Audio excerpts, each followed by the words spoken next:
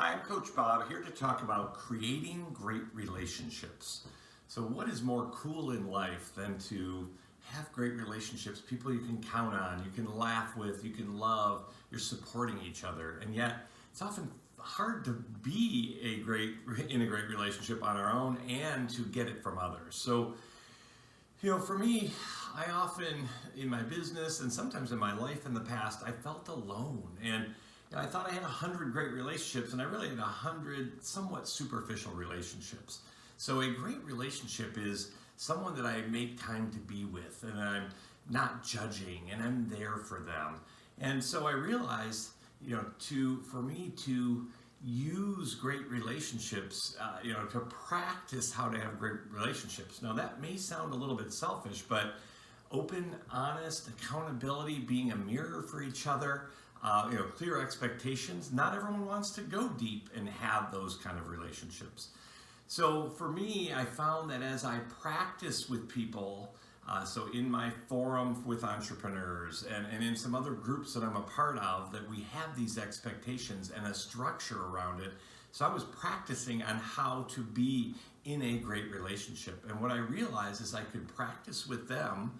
So then when I had these more fiery, deeper relationships with my wife, with my kids, with my partners, with my clients, whatever it might be, that I was practicing on how to have a great relationship.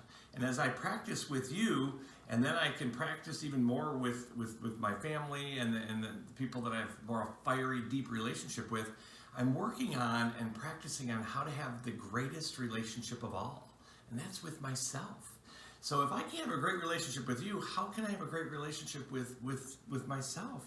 So a couple things around that is, three things, is to first create a safe space. So if I'm talking to you and you're sharing something with me and I'm responding or I'm taking it personally, I'm not creating a safe space. So listen to understand.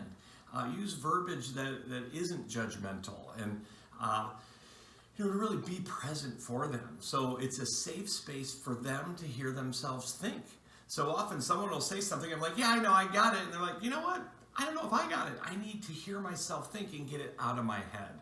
Two is to make time. So make time for those really great relationships and those ones that are really special. And too often I was running around in the past trying to please my 11th greatest relationship to the 100th and not really focusing on my top 10. So to make time for those people and really to make time for, again, the greatest relationship of all is myself. So I book and fanatically schedule an hour and a half every Monday morning and do a deep dive and ask myself questions and share a audio with my team on what's going on in my head. And so that's where then I start to tap into that inner wisdom and realize I'm not alone and really start to like being around myself and being proud of who I am. And last is to prioritize the most important things. So when I make time with these great relationships and I'm creating that safe space, and then prioritize the things that matter most for me and the things that matter most to those who matter most.